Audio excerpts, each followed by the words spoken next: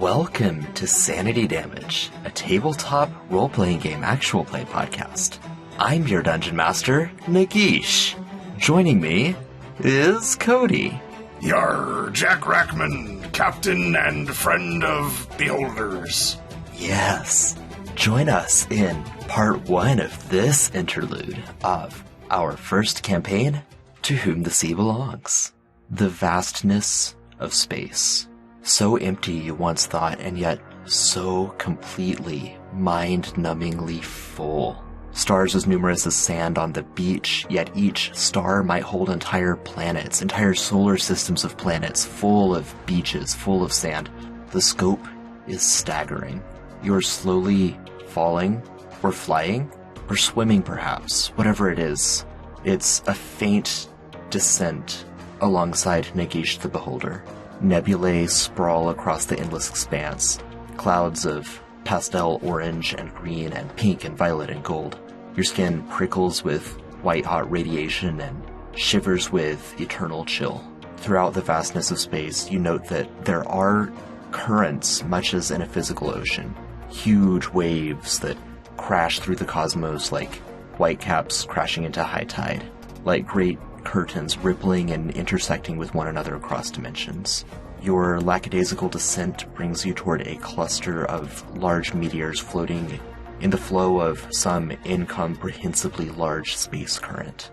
And something is approaching. Some kind of Astral Sea serpent with a couple creatures crouched on its back. They're wearing disorderly armor and they're holding wicked spears, and they're riding the serpent like a steed. They look like space hunters.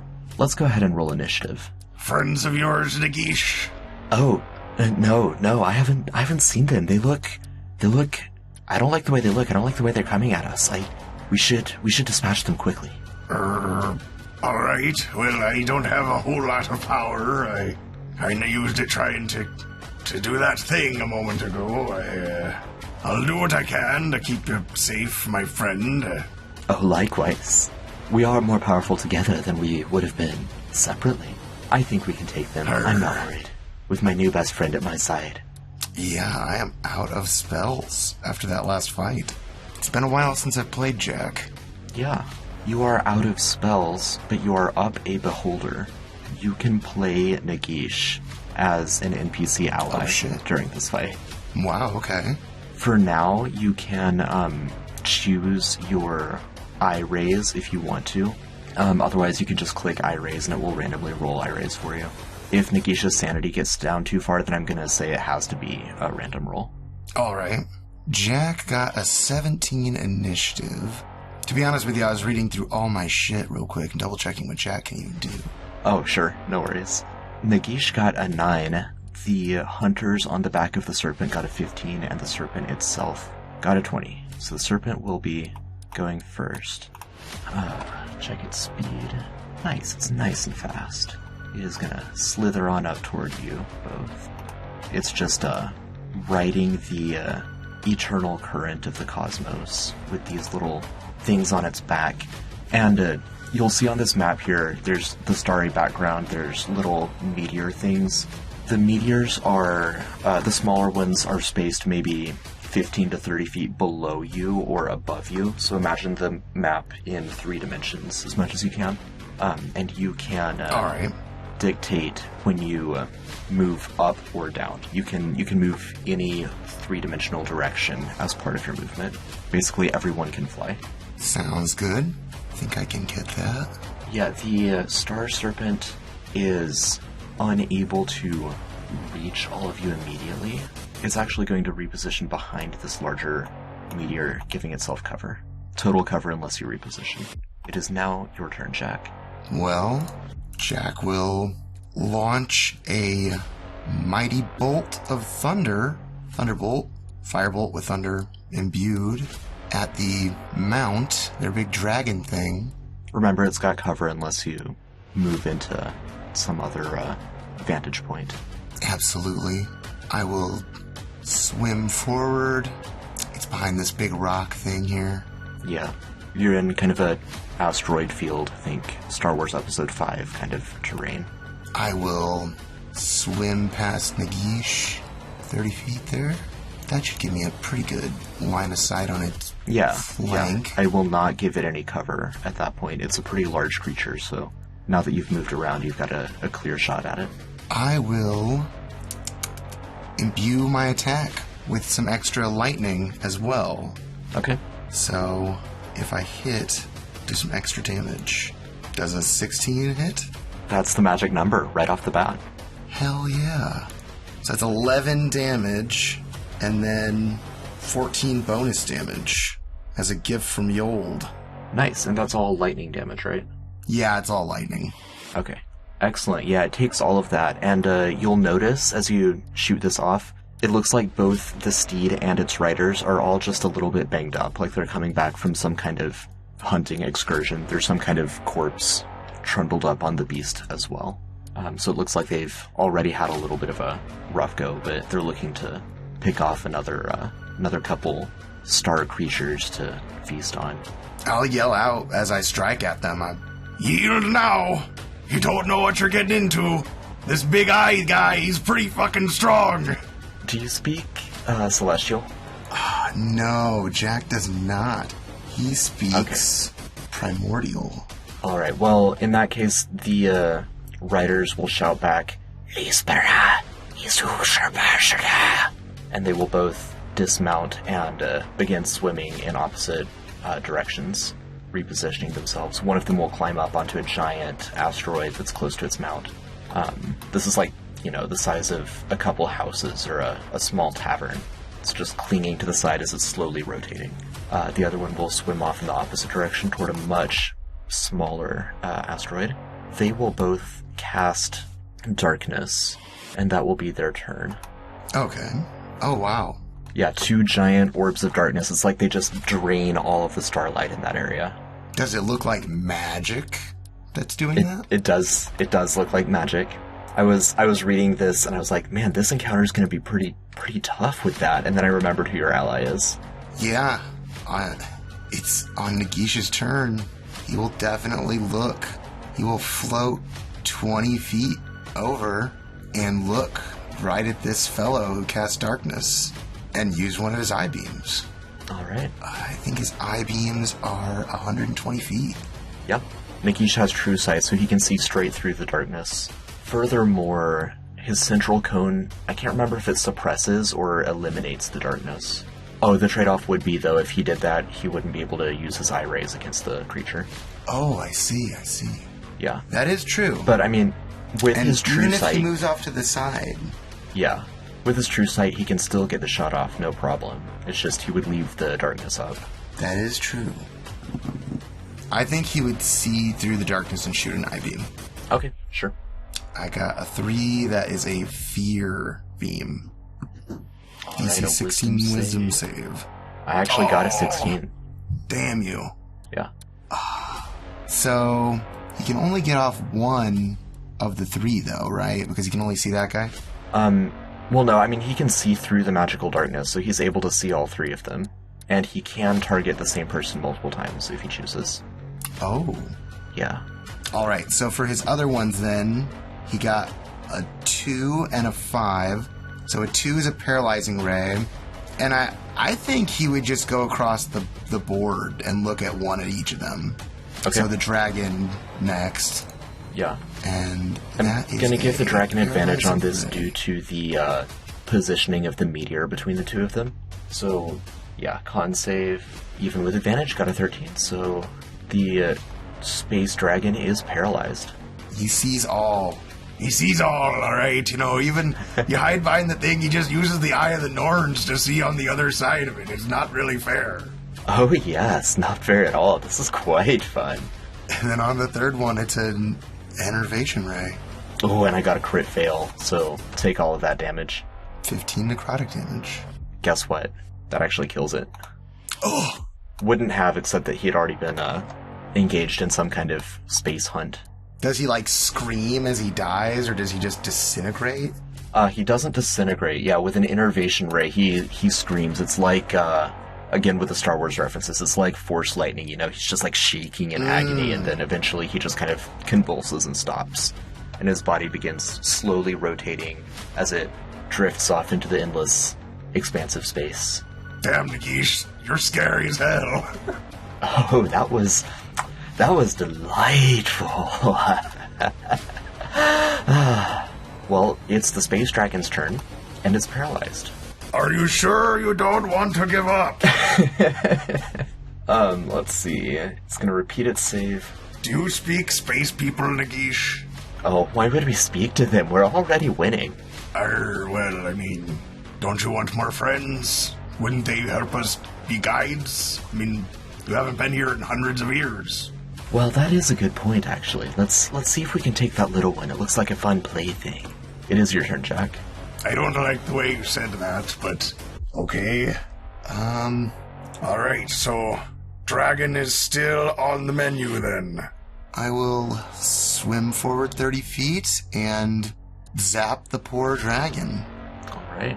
Jack will launch another lightning-imbued fiery plasma bolt. Oh my god, I got a crit at the dragon. Nice.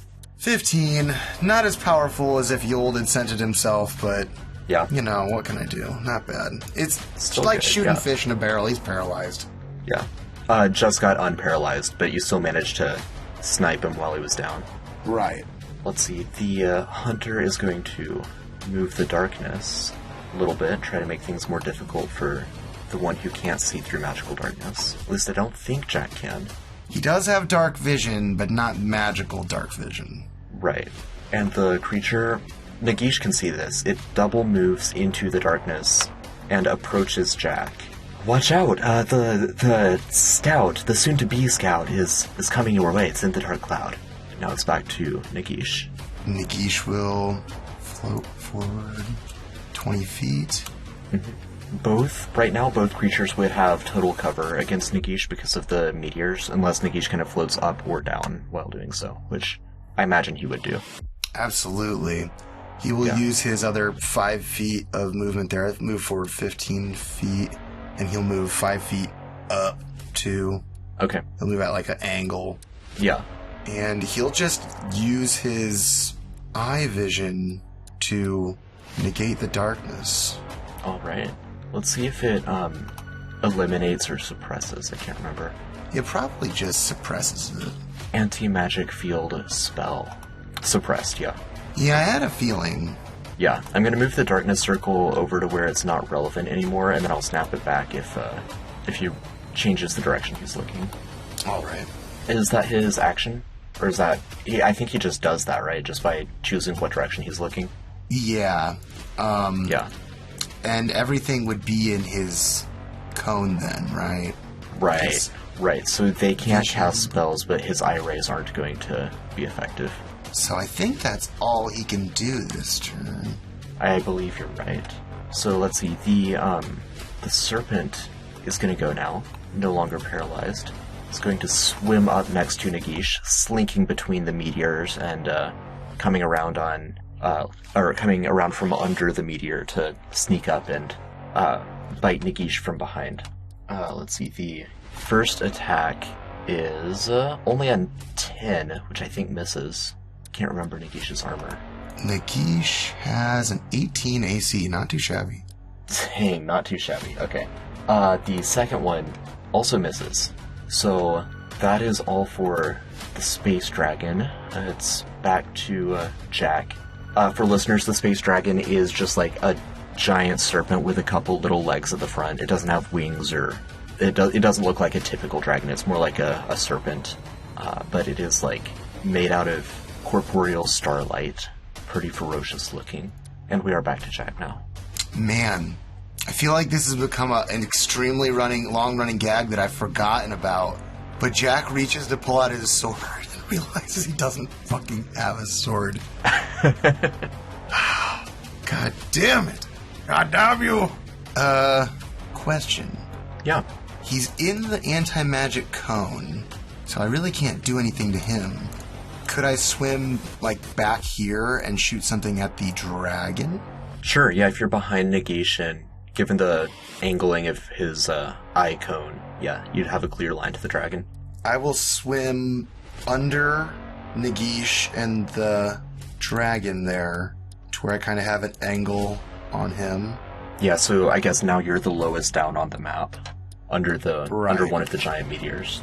And I will launch a enhanced lightning firebolt. 18 for another hit.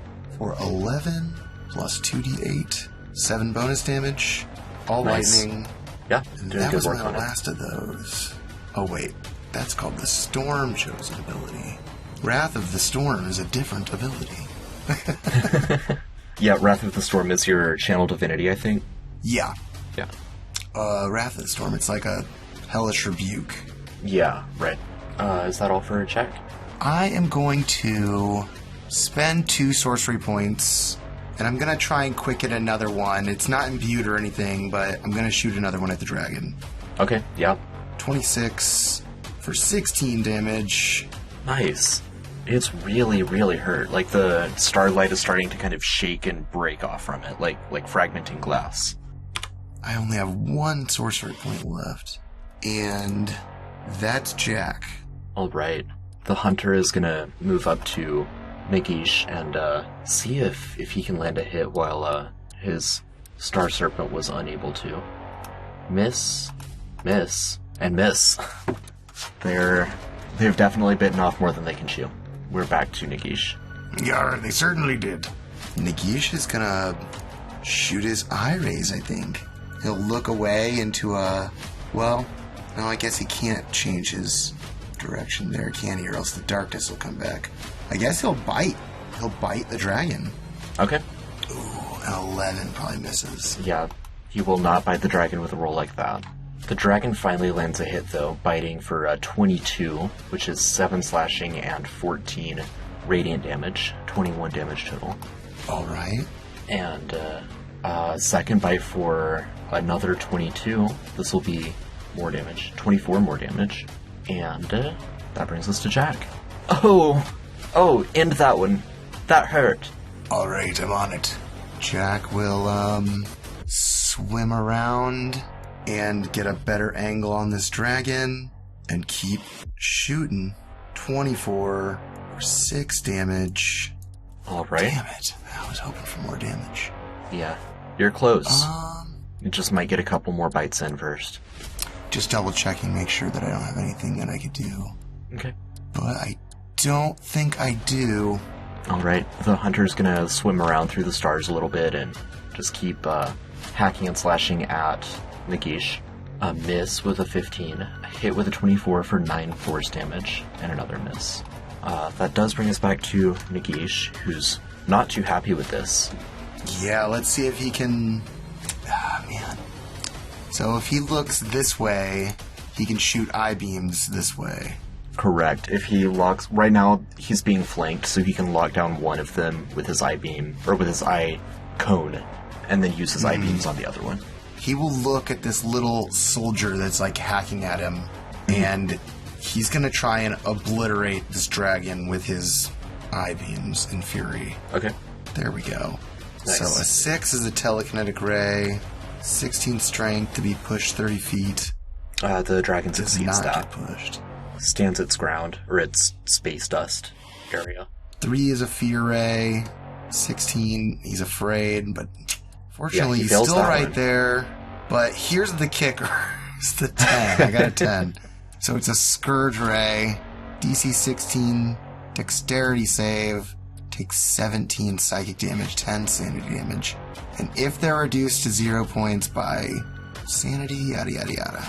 Well, the psychic damage is enough to just completely eviscerate this dragon. It becomes fearful, and then it just dissipates into stardust. Given there's only one little hunter left, seeing that its friend is drifting off in one direction and its steed has just exploded, it will drop its force spear, which has kind of like a glowing blue tip that's like slightly incorporeal. And so the spear now just kind of floats in the air, and it will make the universal like surrender gesture, hands like kind of up, kind of behind its head, like it's not fighting anymore. Yeah. Jack will swim up and grab his spear, and I think he'll put a hand over his face and shock him unconscious. because I have an ability that lets me use magic for non-harmful. Nice. I think it's called Conduit. Yep. So I'll just use Shocking Grasp on him and do non-lethal damage until he just falls asleep. Very cool. So he's out. I will collect his floating friend's spear as well and look over at Nagish. Oh, that hurt quite a bit more than I anticipated, but at least we took care of them, me and my new best friend. Great work, Jack. Yar. Quite a team we make. Yes, indeed. Think that, we need to find a way to communicate with our friend here. I agree. That's something a little outside of my realm of expertise. Well, for now, we can just tie him up. And Jack will, rip one of his sleeves off and tie his hands together. Yep. I mean, the creature's unconscious. It's sufficiently bound up. Absolutely. But, you never know when he's going to wake up. Yeah, right.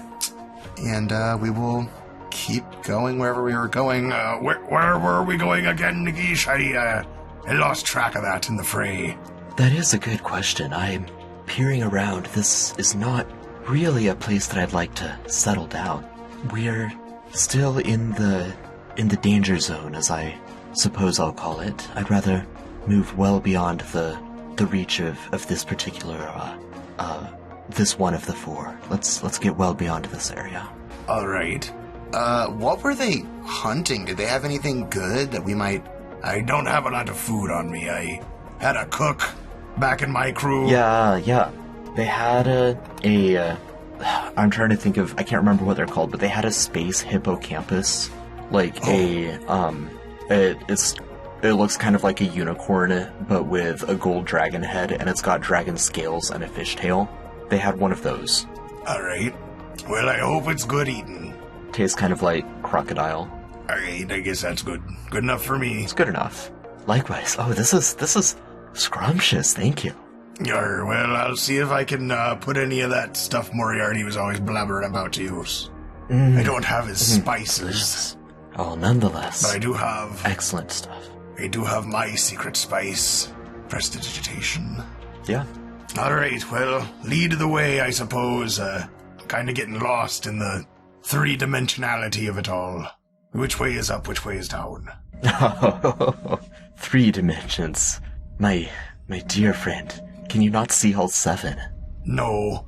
Nagish's eyes are all just kind of spinning and wide with awe, I guess, with appreciation of the beauty of all of the different dimensions around you.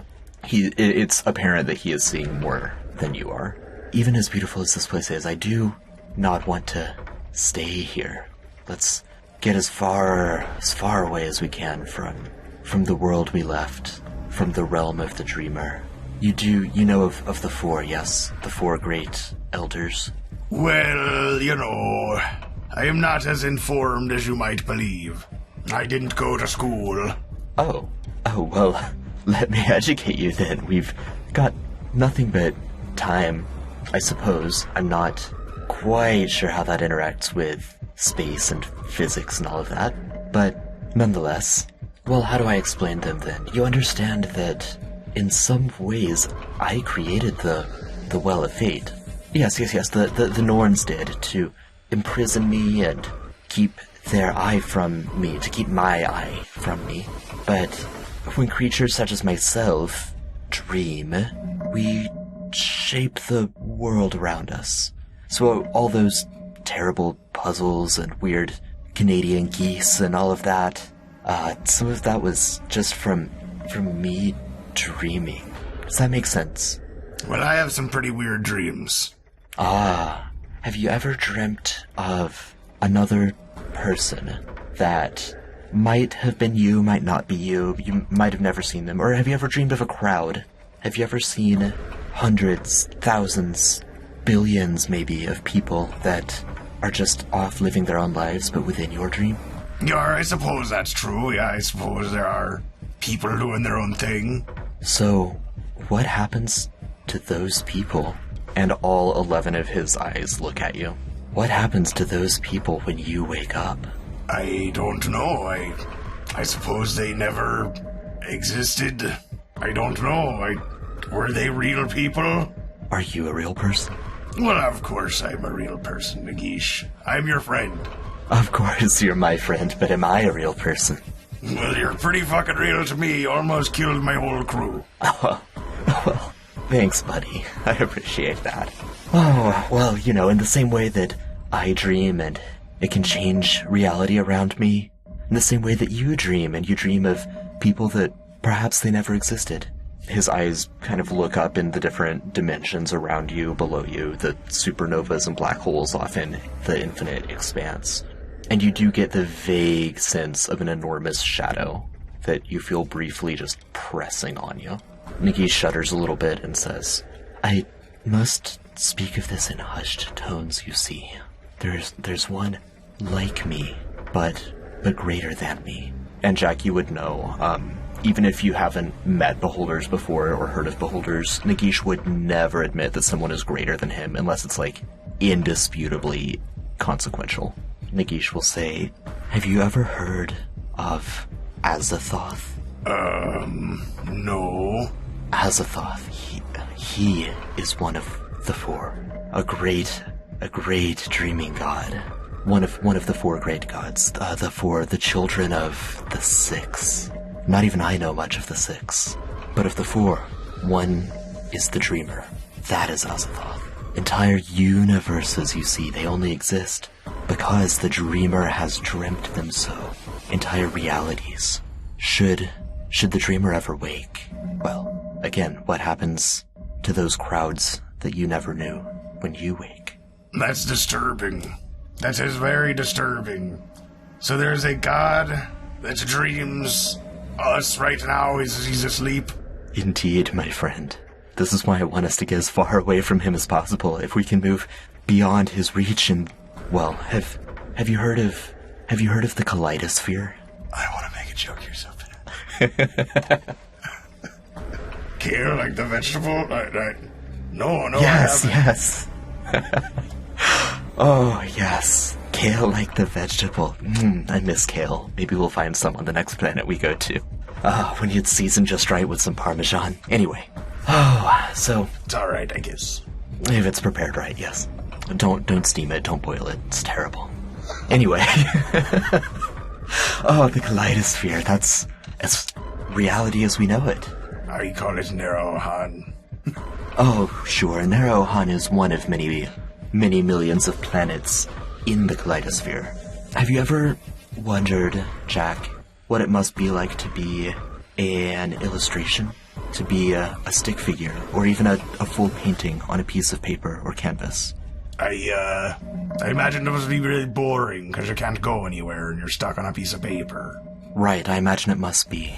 Well, a two-dimensional person can no more comprehend you, or would have a terribly difficult time of comprehending you, I should say.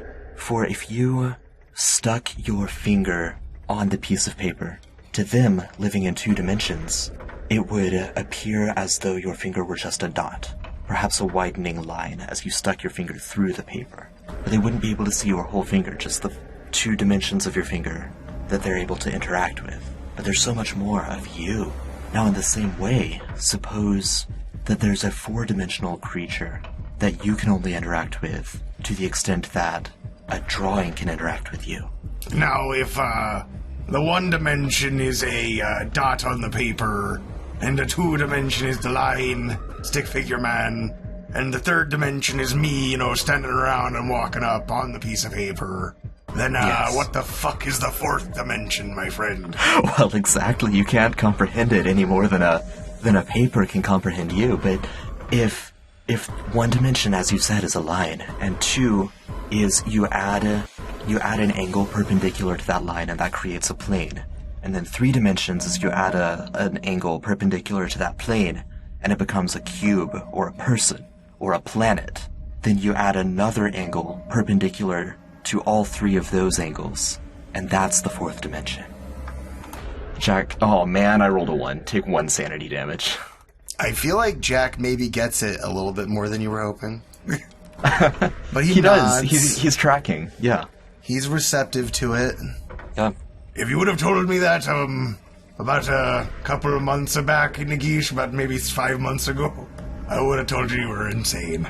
But after all the crazy shit that I've been through and seen and dreamed and turned out to be real, I suppose you're making a lot of sense.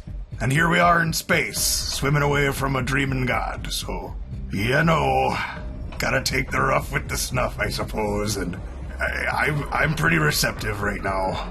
Any other mind-bending physics that you want to teach me while we're at it? Oh, I don't know. I just imagine the four-dimensional being that's so hard to comprehend, and then imagine what would be equally hard to comprehend for them, and up until you're at 7. That's right, you said 7. That's the Kaleidosphere. Well, I can't even begin to fathom.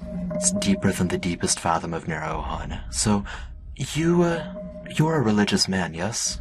I mean, I wasn't until I was, right? I suppose that's how it is for a lot of sinners like me. I didn't even know I was leading a life towards religion.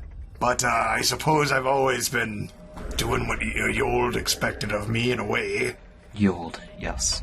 To be honest with you, I really don't know what I'm supposed to be doing as a follower of Yold, but he told me I'm doing a damn fine good job of it. Well, that's good. You are an excellent companion, Jack, a great friend. You're doing that well. Yeah, you're not so bad yourself, Nagish, except for the whole part where we almost murdered each other. Well, miscommunication.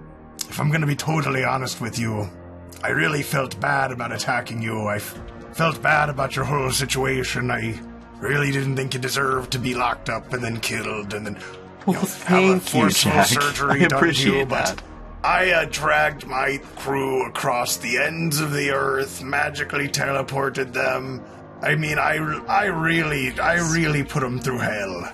And so when we walked into that room and you were the only thing standing between us and victory, well, we threw the baby out with the bathwater. We got ahead of ourselves. Right. We were going to kill you. I can't imagine I would do much else in your place. You were in a tough spot. God, I hope my crew is doing okay. Perhaps we can try to look in on them when we take a moment to rest. But we're still so close to that great dreaming shadow. It'll be a long journey before we're out of his reach.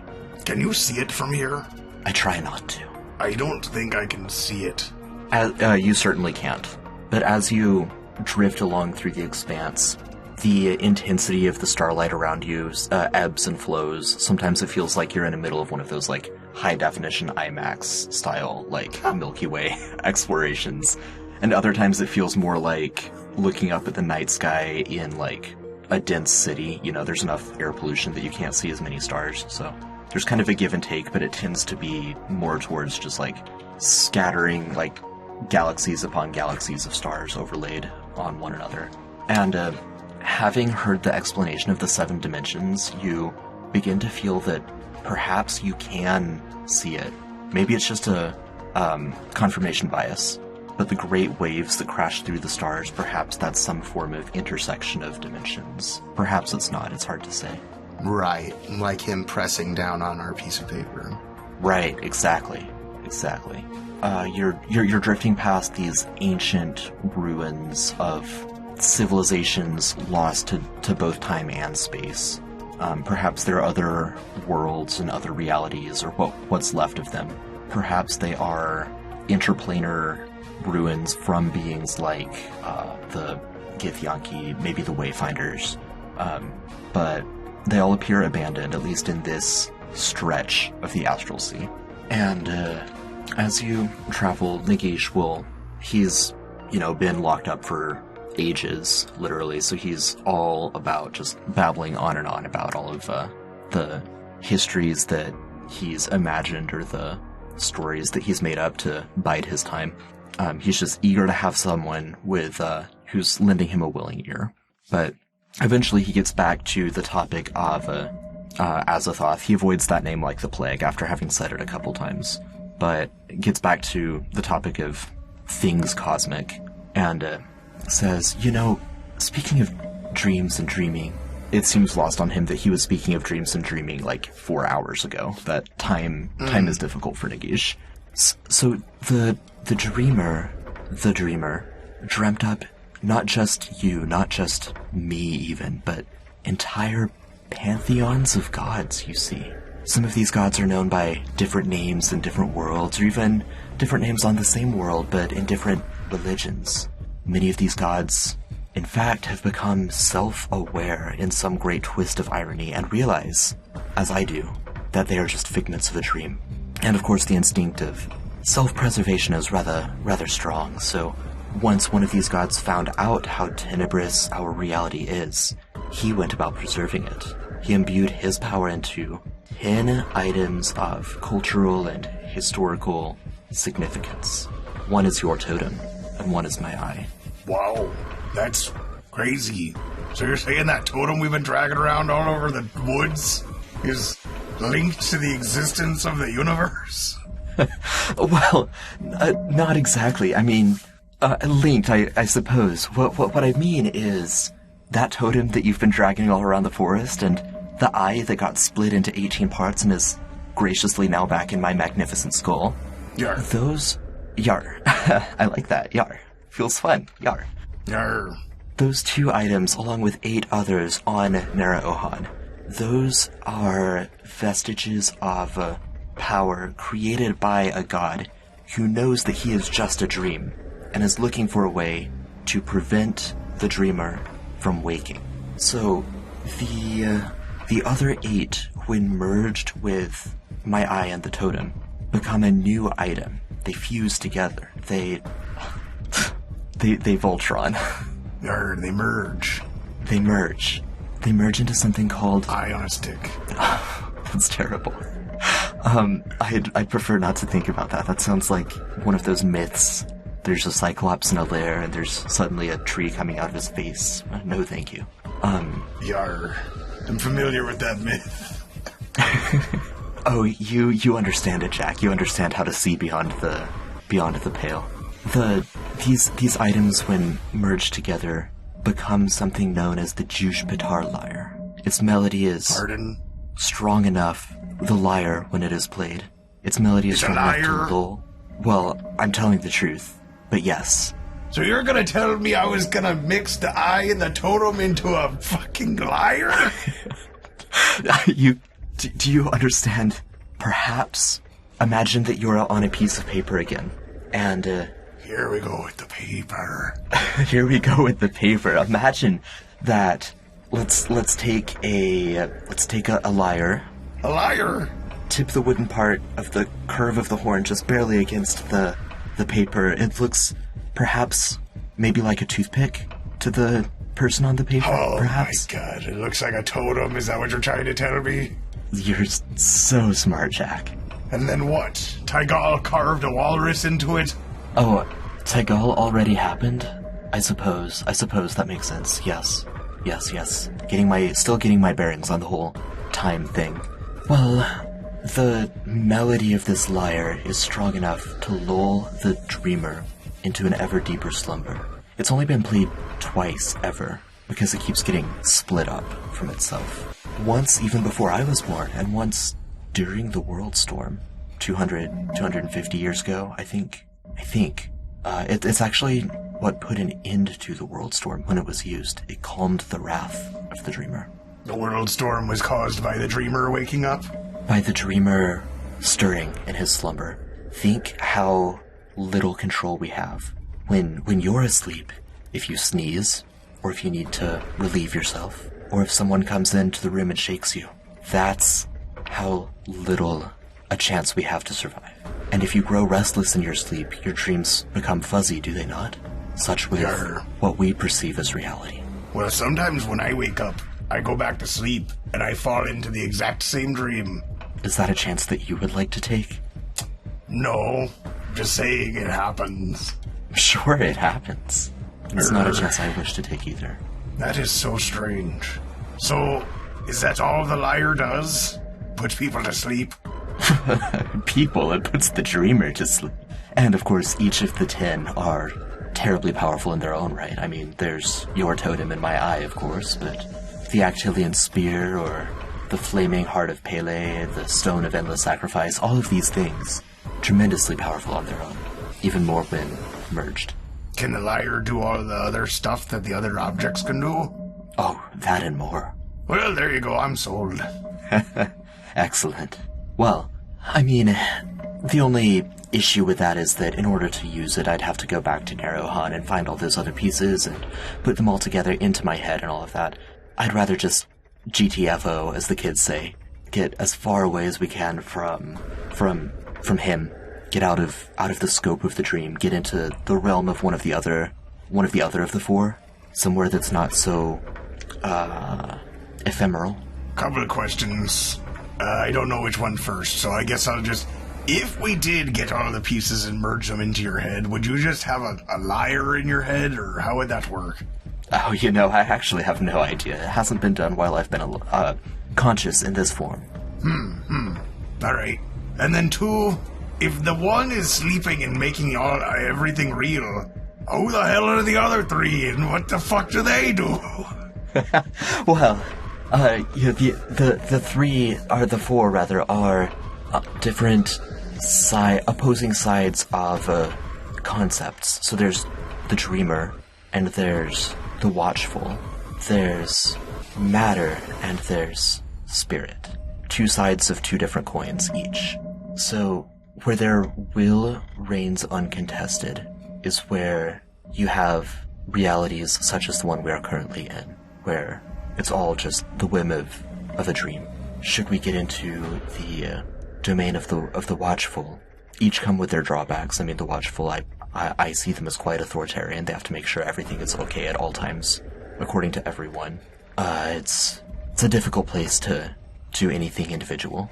But in the slivers of reality where their influence overlaps, there's chaos there. And that's where you can really make things interesting, because their powers counteract equal and opposite force. And so you can get by virtually undetected, virtually safe, doing whatever you want. Perhaps, and I've never tried this, but I think it would sound deliciously exciting to attempt this, perhaps we could make it outside of all known realities from all of them, and I could dream whatever we wanted into existence. We know I have that power. You could be one of the elder gods in my new reality. Wow, that's quite a proposition there, Nagish. I don't know what to say. Well, I mean, you worship Yold. Yold himself is only a dream. Only a magical moose dreamed up by that sleeping thing in the sky. But I create reality with my own dreams. And they could just simply be shaped by you. That's the world that you would live in waking. It's the world that I shape in my dreams. Who doesn't want a lightning fish god walking around reality doing whatever he wants? Sounds like a fine place to me.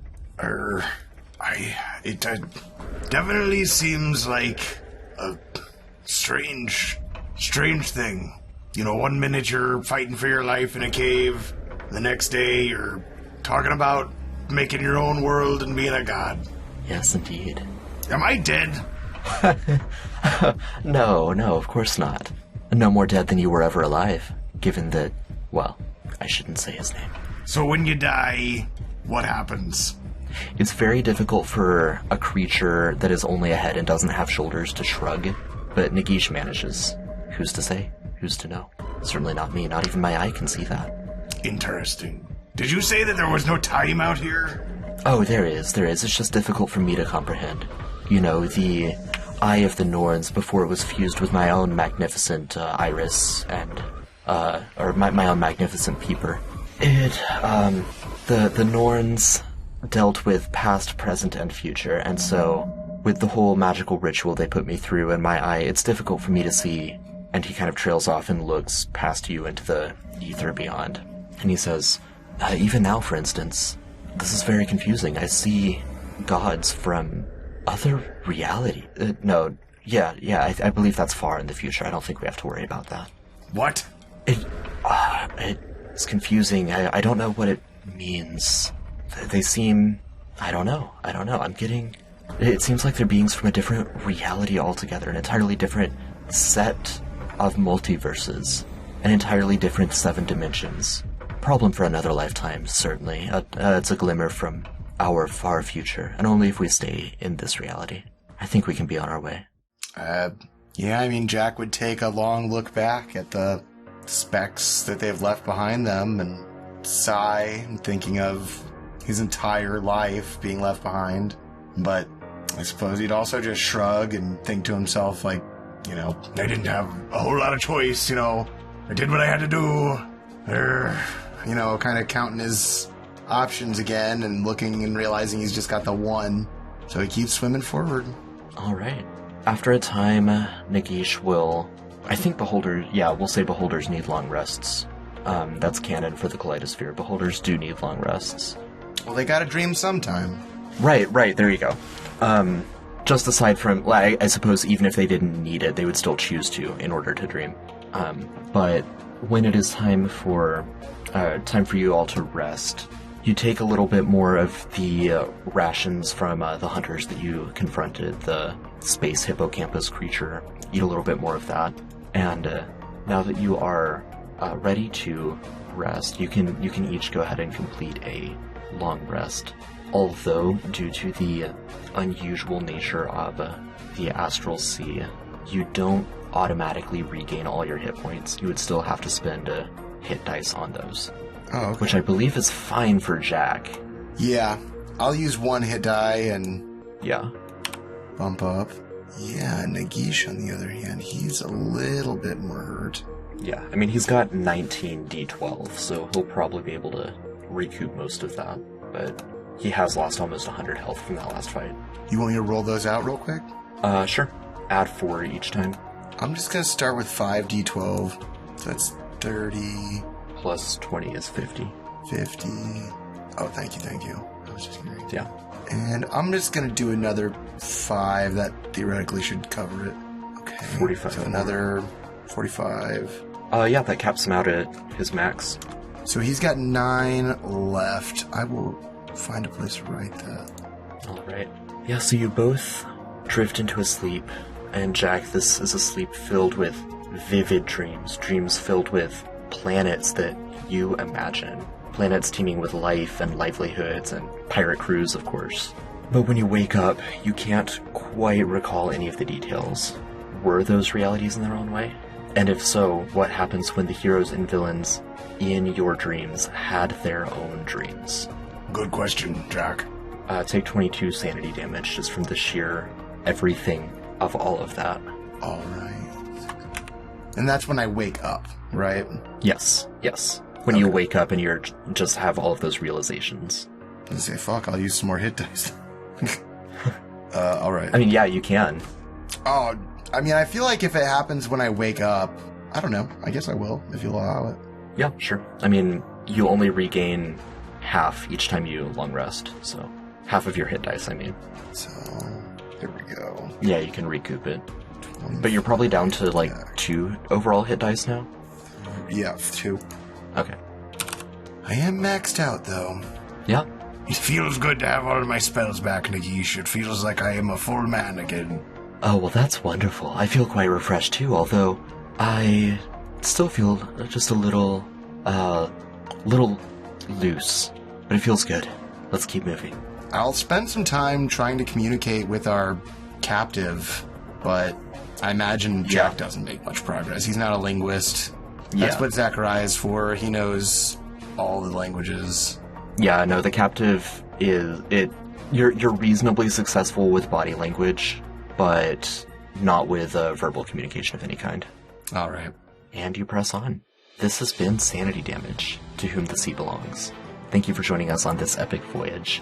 If you enjoyed this, then please go to Linktree/Sanity Damage to find links to our Discord and all of our social media. Discord is the best place to pop in and hang out with us. Say hi, say what you would do if you were suddenly friends with a beholder in a 7-dimensional starscape. I'd love to find out. Let us know. I think I did pretty good. I think you did. This campaign is dedicated to Brandon. We hold Brandon in loving memory. To Whom the Sea Belongs is a campaign set in, as we now know, the Kaleidosphere. Ooh. That is kale, like the vegetable. IDO sphere. Join us next week as we continue this venture.